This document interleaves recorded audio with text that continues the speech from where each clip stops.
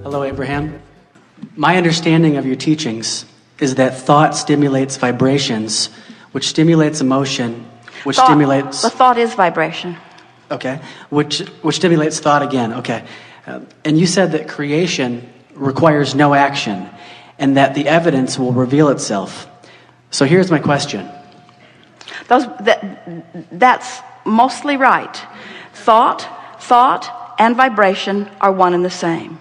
And a practiced thought is a practiced vibration that equals a point of attraction. And if you keep it up for a little while, then it becomes the reality. But the vibration is where you're wanting to put the emphasis, and we are too. Mm-hmm. Mm-hmm. So most people would like enough monthly passive income to pay for their survival expenses in our modern day world so they can be free to express their creativity and fulfill their deepest desires unhindered by the motives of others. And money doesn't grow on trees. It only comes from other people. And the only way to get money from other people is to either steal it or to create value which people will pay for.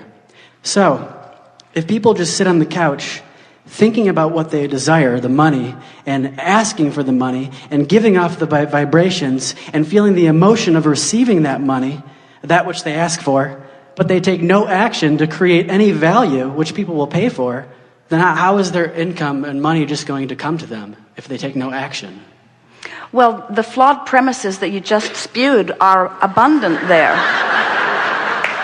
And first, here's the biggest assumption that you are making, that as we resolve it, it will be easier to hear everything else. The first really major flawed premise in what you spoke here is that value only comes from action. And it's interesting that we found you in this crowd right on the heels of this soliloquy that we were just offering here, because everything that we just were spewing for the last several minutes was about the value, the enormous value of hooking up with the energy that creates worlds. What is economy anyway? In other words, who gets to decide that what you do for a living is only worth $8 an hour, and while what that one does for a living is worth $50 an hour, and while that one does for a living is worth $10,000 or $10 million an hour? Who gets to define that value anyway? It's not very well defined, is it? And yet, to listen to what you were saying there, it made it sound like that's all been stabilized, and it isn't. In other words, where did your economy come from? Just a few hundred years ago, on this continent, you were trading beads and shells and a little bit of minerals. That was your basis. Jerry talked about the gold standard. He remembers when the gold standard was $35 an ounce, the gold standard. And everything was supposed to be sort of measured against that gold standard. There are no standards like that remain consistently. Who gets to define value? You're going to come round to understanding that the only true value that you can ever reap the reward from or experience the benefit of is the value of alignment with this energy that creates worlds. What kind of monetary value do you put on that? Do you ever hear anyone say, well, I've been so well for so many years, and there are so many people out there who are sick, and I've been using up all the wellness value for so long that I've decided that I'm going to be sick for a while to allow more sick people to be well, because I've been getting more of than my fair share of wellness. You never say that, because that value, you don't see it as a pile of something that can be divvied out. You accept that as a vibrational relationship in some way. You haven't really defined it. Humans say, well, that one's just unlucky in sickness and that one's just lucky in wellness. But it's not like that at all. There is a vibrational abundance that is being realized by some and denied by others, but they are all doing it to themselves, you see. There's not a big pile of resources that you're divvying up. Somebody didn't set the monetary fiscal standard for the universe, and there it all is out there, and now you have to steal it or trade it.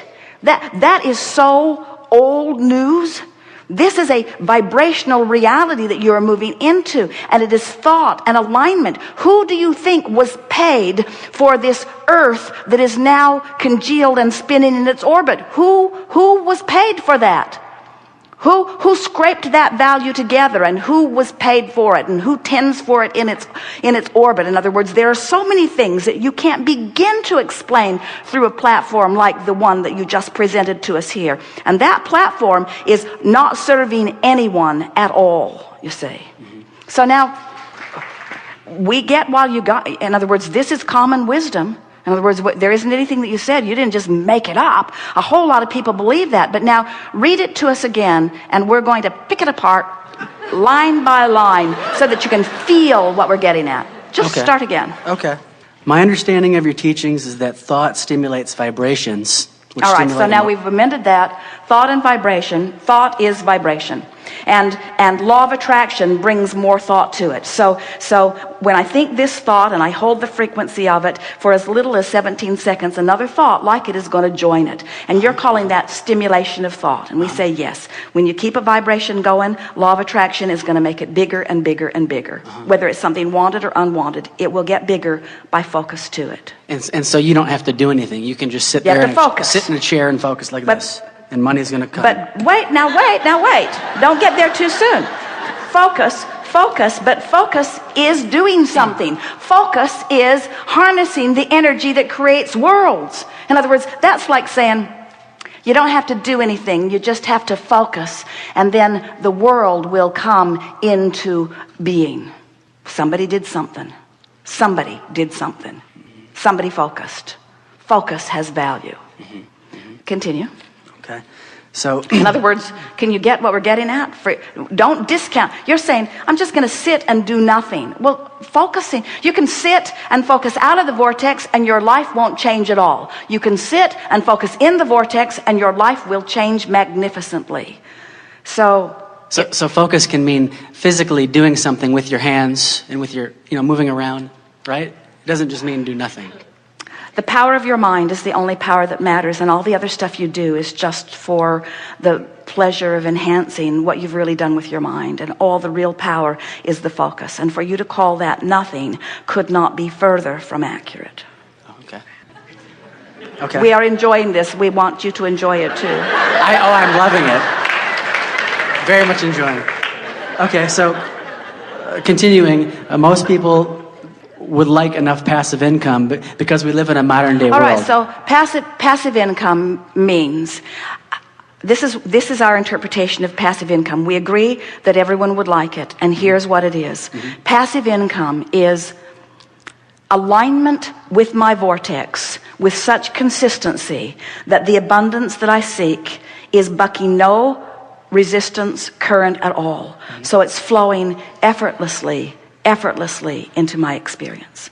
So let's stick the word effort in here, because Esther just noticed it on the Orlando Twice Monthly that she was editing yesterday, and she was so thrilled about it that she put it up on the blog, that effort is only ever applied outside the vortex. In other words, effort is always trying to push against something. Effort is only required when there is resistance. When there is no resistance, no effort is required. So let's put the word effort in here. So when you say passive income, meaning I want income that flows without constant renewed effort. And what we're telling you is you get in the vortex where you get to reap the benefit of the dreams that you've dreamed, and in your absence of resistance, it will flow to you, the ultimate of passive income. The ultimate of passive income. But instead of calling it passive income, let's call it passive energy, which will bring passive income. Flowing through me, flowing through me, flowing through me. Effortless, resistanceless. You only need effort when there's resistance. For example, pushing your car uphill, much more work than pushing your car downhill. In fact, you don't even have to push your car downhill. Your car will go downhill without effort. Uphill, a different story. Same thing. May I be more specific with my particular life situation? Well, we want you to read through this. Okay, sure. and fill in where you want to. But let's start again at that last sentence and let's go over it again. So people would like that income to pay for their survival expenses that they need in a civil world, like shelter, home, food, water. So you need income for those things. All right, so we'll accept the necessity of this money. But what we're really talking about is how to line up with the flow. In other words, how do I line up with the flow? You don't have to justify why you need it. How do I line up with the flow? And the way you line up with the flow is through living life. You said, I want some for this, and I want some for this, and I want some for this. And when you ask, it is given. In other words, all cooperative components have already been assembled. So when you find a way of no longer being uncooperative, now this money flows to you in a passive, non-effort, ease and flow way, and apply it wherever you want it. It will flow. We were speaking just a little bit ago about how interesting it is to watch humans comparing their experiences. In other words, someone can write a song that will flow to them in a matter of a minute or so. In fact, the really good ones do come like that. And they can produce it and make so much money, where a person applying themselves at their endeavor only got a fraction of an hour's worth of work done. In other words, the comparison between the application of life in those two instances is unfathomable, the relationship difference. You see what we're getting at? It's not about the action that you offer. It's about the alignment with the dream. It's about the alignment with the real resource. We're talking about tapping into the energy that creates worlds and flowing it through your experience. And a really good place to start is to look around at the vast differences in the way people are living their lives. The people that are working the hardest in terms of action are receiving the least, and the people who are working the least are receiving the most. How do you reconcile that? Most don't. Most just say that sucks. Most just say there's injustice. Most just say, let's take the pie and split it up again. Let's take the pie and split it up again. Let's take the pie and split it up again. And it does not matter how many times you split that pie up. It will move into the vibrational places where law of attraction puts it. In other words, you just can't orchestrate it through action. It is a vibrational attraction or allowance that it is all about. Continue just a little bit. Okay. So people want this income, I believe, so that they can be free to express their creativity and fulfill their deepest desire, their source. All right, so people want it so that they will feel better. You say they want it so that they can satisfy this and this and this. What they want is alignment, and alignment brings money. And what you're saying is they want the money so that they can then observe alignment, and we say they want the alignment which will bring the money. They want the alignment. What they want is the alignment. What you want is to be in love. What you want is to take a walk and feel your heart soaring. What you want is for music to move through your body. What you want is to be alive and brilliant and have good timing. What you want is to be clever. What you want is to love. These are the things that you want. What you want is alignment. All the other stuff is irrelevant. And when you go for alignment first, then all the other trappings have to fill in around it. It is law. Okay.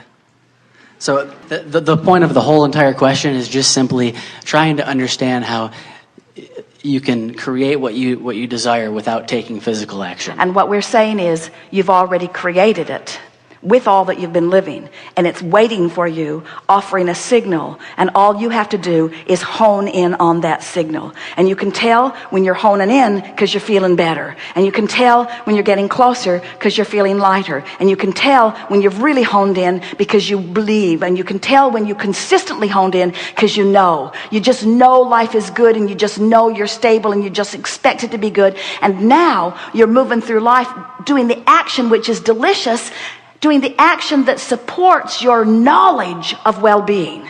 In other words, you'll get tuned in and you won't cease to act. We promise you, when you're tuned into the energy that creates worlds, the inspiration to call this person and go there, the inspiration will flow through you